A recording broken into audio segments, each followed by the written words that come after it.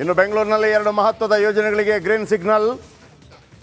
ಸ್ಕೈಡೆಕ್ ಸುರಂಗ ಮಾರ್ಗ ನಿರ್ಮಾಣಕ್ಕೆ ಸಂಪುಟ ಒಪ್ಪಿಗೆ ಕೊಟ್ಟಿದೆ. ಸಿಎಂ ನೇತೃತ್ವದ ಸಚಿವ ಸಂಪುಟ ಸಭೆಯಲ್ಲಿ ಅನುಮೋದನೆ. ಹೆಬ್ಬಾಳದಿಂದ ಸಿಲ್ಕ್ ಬೋರ್ಡ್ವರೆಗೆ ಸುರಂಗ ಮಾರ್ಗ ಆಗುತ್ತೆ. ಇದಕ್ಕೆ 2,600 ಕೋಟಿ 2,600 ಕೋಟಿ ರೂಪಾಯಿಯ ಯೋಜನೆಗೆ ಸಂಪುಟ ಅಸ್ತು ಕೊಟ್ಟಿದೆ. 500 ಕೋಟಿ ವೆಚ್ಚದಲ್ಲಿ 250 ಅಡಿ ಎತ್ತರದ ಸ್ಕೈಡೆಕ್ ಆಗುತ್ತಂತೆ. ಸೊ ಇದು ಕನಸು ಯಾರ್ದು? ಡಿ ಕೆ ಶಿವಕುಮಾರ್ ಅವರು. ಓಕೆ, ಇವತ್ತು ಕ್ಯಾಬಿನೆಟ್ನ ಸಂದರ್ಭದಲ್ಲಿ ಇದನ್ನು ಮಾತಾಡಿದ್ದಾರೆ. ಎಚ್ ಕೆ ಪಾಟೀಲ್ ಏನು ಹೇಳ್ತಾರೆ ಕೇಳಿಸ್ಕೊಳ್ಳಿ. ಬೆಂಗಳೂರು ನಗರದ ಹೆಬ್ಬಾಳ ಮೇಲ್ಸೇತುವೆ ಎಸ್ ಟಿ ಮಾಲ್ ಹತ್ತಿರದಿಂದ ಹೊಸೂರು ರಸ್ತೆಯ ಸಿಲ್ಕ್ ಬೋರ್ಡ್ ಜಂಕ್ಷನ್ ಮೇಲುಸೇತುವೆಯವರೆಗೆ ಭೂಗತ ವಾಹನ ಸುರಂಗ ಅಂಡರ್ಗ್ರೌಂಡ್ ವೆಹಿಕ್ಯುಲರ್ ಟನೆಲ್ ಇನ್ ಟ್ವಿನ್ ಟ್ಯೂಬ್ ಮೋಡ್ ಮಾರ್ಗವನ್ನು 12,690 ಕೋಟಿಗಳ ಅಂದಾಜು ವೆಚ್ಚದಲ್ಲಿ ನಿರ್ಮಿಸೋದಕ್ಕೆ ರಾಜ್ಯ ಸಚಿವ ಸಂಪುಟ ಇವತ್ತು ತಾತ್ವಿಕ ಅನುಮೋದನೆಯನ್ನು ನೀಡಿದೆ. ಬೆಂಗಳೂರು ನಗರದ ಹೆಬ್ಬಾಳ ಮೇಲ್ಸೇತುವೆ ಎಸ್ ಟಿ ಮಾಲ್ ಹತ್ತಿರದಿಂದ ಪೊರ್ಕಿ ಬಾಸ್ನ ರಕ್ತ ಸಿಕ್ತ ಚರಿತ್ರೆ. A2 ಇಂದ A1 ಆಗ್ತಾರ ದರ್ಶನ್.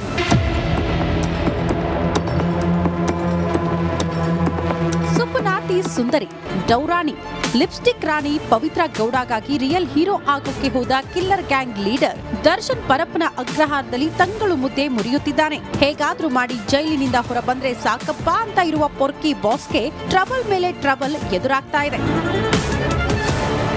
ರೇಣುಕಾ ಸ್ವಾಮಿಯನ್ನ ಚಿತ್ರದುರ್ಗದಿಂದ ಕಿಡ್ನಾಪ್ ಮಾಡಿ ಚಿತ್ರಹಿಂಸೆ ನೀಡಿ ಮನ ಬಂದಂತೆ ಥಳಿಸಿದ ಡಿ ಬಾಸ್ ಮೇಲೆ ಕೊಲೆ ಆರೋಪ ಬಂದಿದೆ. ಯಾವುದೇ ಸಾಕ್ಷ್ಯವೂ ಪೊಲೀಸರ ಕೈಗೆ ಸಿಗದಂತೆ ನಾಶ ಮಾಡಿ ನಾವೇ ಜಾಣರು ಅಂತ ಸಾಬೀತು ಮಾಡೋಕೆ ಹೋಗಿತ್ತು. ಆದ್ರೆ ಇವರು ಚಾಪೆ ಕೆಳಗಡೆ ನುಗ್ಗಿದ್ರೆ ಪೊಲೀಸರು ರಂಗೋಲಿ ಕೆಳಗಡೆ ನುಗ್ಗಿ ಪ್ರಕರಣದ ಮತ್ತೊಂದು ಮಹತ್ವದ ಸಾಕ್ಷ್ಯ ಕಲೆ ಹಾಕಿದ್ದಾರೆ.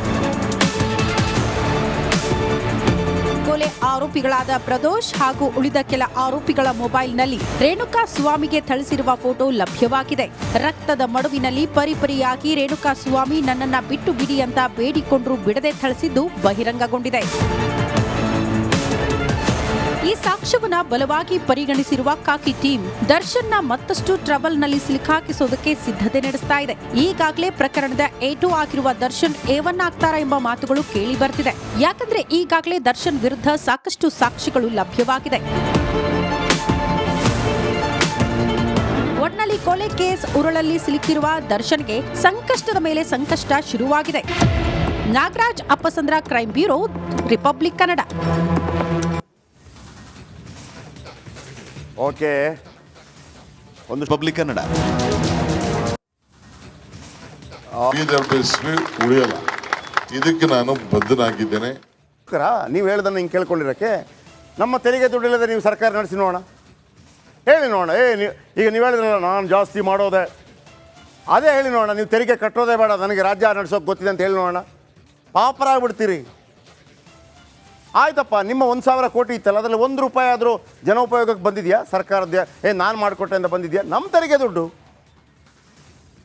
ಇಷ್ಟು ಉಡಾಫೆ ಇರಬಾರ್ದು. ಡಿ ಕೆ ಶಿವಕುಮಾರ್ ಅವರೇ, ಮುಖ್ಯಮಂತ್ರಿ ಆಗಲಿಕ್ಕೆ ಆಸೆ ಇದ್ದಂಥವರು ಬಡವ ಮಾತ್ರ ಶಾಪ ಹಾಕಿದರೆ ಹೆಂಗಿರುತ್ತೆ?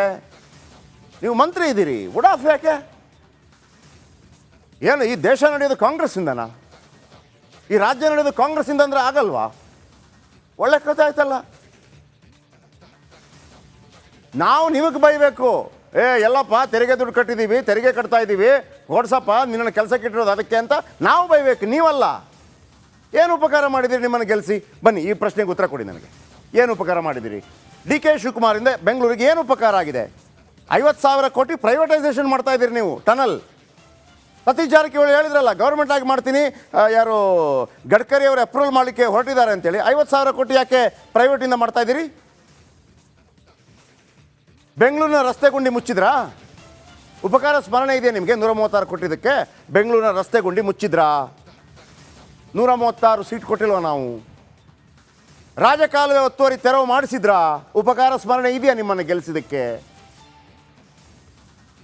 ದರ್ಶನ್ ಮನೆ ಮುಂದೆ ಏನೋ ರಾಜಕಾಲುವೆ ಮುಂದೆ ಕಟ್ಟಿದ್ದಾರೆ, ದರ್ಶನ್ ಮನೆ ಒತ್ತುವರಿ ಆಗಿದ್ದಾರೆ, ತೆಗಿಸ್ತೀವಿ ಮಾಡಿದ್ರಾ?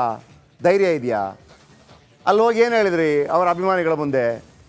ನಾವು ಸಹಾಯ ಮಾಡ್ತೀವಿ. ಹಾಗಿದ್ರೆ ಕಾನೂನು ಬೇಡ, ಬಿಟ್ಬಿಡಿ ಅಲ್ರನ್ನ, ಪೊಲೀಸ್ ಸ್ಟೇಷನ್ ಖಾಲಿ ಮಾಡಿ ಬಿಟ್ಬಿಡೋಣ, ನೀವೇ ಮಾಡ್ಕೊಳ್ಳಿ ಅಲ್ಲ. ಸಿಟಿಯಲ್ಲಿ ರೋಡ್ ರೇಜ್ ಆಗ್ತಾ ಇದೆ, ಪುಂಡ ಪೋಖರಿಗಳು ಹೆಣ್ಣು ಮಕ್ಕಳನ್ನು ಎತ್ತಾಕೊಂಡು ಹೋಗ್ಲಿಕ್ಕೆ ಟ್ರೈ ಮಾಡ್ತಾ ಇದ್ದಾರೆ, ಗ್ಲಾಸ್ ಹೊಡಿತಾ ಇದ್ದಾರೆ. ಆ ರೌಡಿಸಮ್ಗೆ ತೆರೆ ಬಿತ್ತಾ? ಉಪಕಾರ ಸ್ಮರಣೆ ಇದೆಯಾ ನಿಮಗೆ 136 ಕೊಟ್ಟಿದ್ದಕ್ಕೆ? ಯಾಕೆ ಕೊಡಬೇಕಿತ್ತು ನಿಮಗೆ? ಬೆಂಗಳೂರಿನಲ್ಲಿ ವಾಟರ್ ಮಾಫಿಯಾ ಇದೆ ಅಂತ ಹೇಳಿದ್ಯಾರು? ಟಿ ವಿಯವರು ನಿಲ್ಲಿಸಿದ್ರಾ?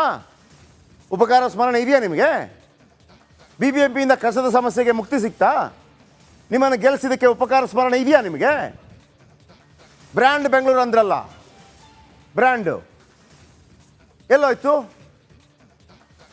ನಿತ್ಯ ಓಡಾಡೋರಿಗೆ ಟ್ರಾಫಿಕ್ ಸಮಸ್ಯೆ ಇದೆಯಲ್ಲ. ನಿಮ್ಮ 50,000 ಕೋಟಿಯದ್ದು ಆದಾಗ ಬೆಂಗಳೂರು ಜನರಿಗೆ ಮಾಡಿದ ಉಪಕಾರ ಏನು ನೀವು? ಮೊನ್ನೆ ಹೇಳಿದ್ರಲ್ಲ ನೀವು, ಗೃಹಲಕ್ಷ್ಮಿ ಬರ್ತಾ ಇದೆ ಅಂದಾಗ ಜನ ಏನು ಹೇಳಿದ್ರು? ಬರ್ತಾ ಇಲ್ಲ.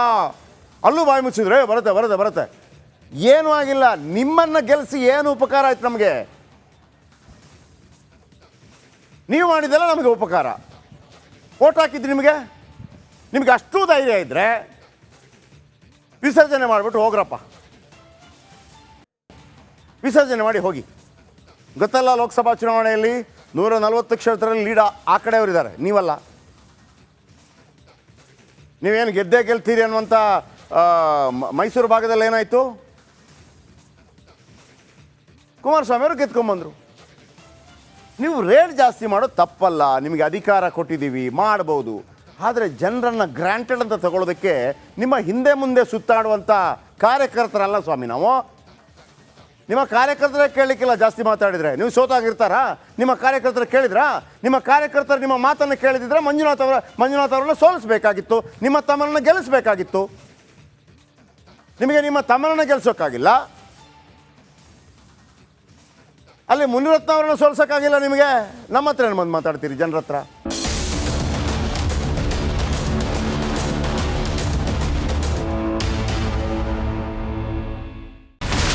ಇಲ್ಲಿರುವಂತ ಈ ಒಂದು ಗುಡ್ಡ ಕುಸಿದ ಪರಿಣಾಮ ಯಾವ ರೀತಿಯಾಗಿತ್ತು ಅಂತಂದ್ರೆ, ಗಂಗಾವಳಿ ನದಿ ಪಕ್ಕದಲ್ಲಿರುವಂತಹ ಉಳುವರ್ ಎನ್ನುವ ಗ್ರಾಮ ಸಂಪೂರ್ಣವಾಗಿ ಇವತ್ತು ನಾಶ ಆಗಿದೆ. ಮನೆ ಮಠ ಏನಿಲ್ಲ, ಎಲ್ಲ ಹೋಗ್ಬಿಟ್ಟಿದೆ. ಇವತ್ತು ರಿಪಬ್ಲಿಕ್ ಕನ್ನಡ ಮಾಡಿದಂತ ಒಂದು ವರದಿಯಿಂದಾಗಿ ಎಚ್ಚೆತ್ತುಕೊಳ್ಳುವಂತ ಕೆಲಸ ಸರ್ಕಾರ ಮಾಡಿದೆ, ಸಚಿವರು ಕೂಡ ಮಾಡಿದ್ದಾರೆ. 2 ಗಂಟೆಗೆ ಸುದ್ದಿ ಮೂಡಿಸಿದ್ದು 6 ಗಂಟೆಗೆ ಎಲ್ಲ ಸಚಿವರು ಮಿನಿಸ್ಟರ್ ಎಲ್ಲ ಬಂದು ಇಲ್ಲಿ ನೋಡೋಗಿದ್ದಾರೆ. ಎಲ್ಲಾ ಜನರಿಗೂ 1,20,000 ಮತ್ತೆ ಅವರಿಗೆ ಮನೆಗೆ 5 ಲಕ್ಷ. ಈ ಸುದ್ದಿಯನ್ನ ಎಲ್ಲ ಒಂದು ಅಧಿಕಾರಿಗಳಿಗೆ ಮೂಡಿಸಿದ್ದಕ್ಕಾಗಿ ರಿಪಬ್ಲಿಕ್ ಕನ್ನಡ ಟಿವಿಗೆ ಧನ್ಯವಾದ ಹೇಳಿ ಇಷ್ಟಪಡ್ತೇವೆ. ಮನೆನೂ ಕೊಡ್ತೇವೆ, ಮಕ್ಕಳ ಶಿಕ್ಷಣಕ್ಕೆ ತೊಂದರೆ ಆಗದೆ ಇದ್ದಂಗೆ ಹೆಲ್ಪ್ ಮಾಡ್ತೇವೆ. 1,20,000 ಮನೆ ಯಾರ್ದ್ರ ಡ್ಯಾಮೇಜ್ ಆಗಿದೆ ಅದನ್ನ ಕೊಡ್ತೀವಿ ಅಂತ ಒಪ್ಕೊಂಡಿದ್ದಾರೆ. ನಮ್ಮ ಕಷ್ಟಕ್ಕೆ ನೀವು ರಿಪಬ್ಲಿಕ್ ಕನ್ನಡದವರಾದಂತ ನೀವು ನೆರವಾಗಿರುತ್ತೆ ನಾವು ನಂಬಿದ್ದೇವೆ. ಅವರಿಗೆ ಸೂರನ್ನ ಕಲ್ಪಿಸಿಕೊಡೋವರೆಗೂ ಕೂಡ ರಿಪಬ್ಲಿಕ್ ಕನ್ನಡ ಅವರಿಗೆ ಧ್ವನಿಯಾಗಿ ನಿಲ್ಲುವಂತ ಕೆಲಸವನ್ನ ಮಾಡುತ್ತೆ.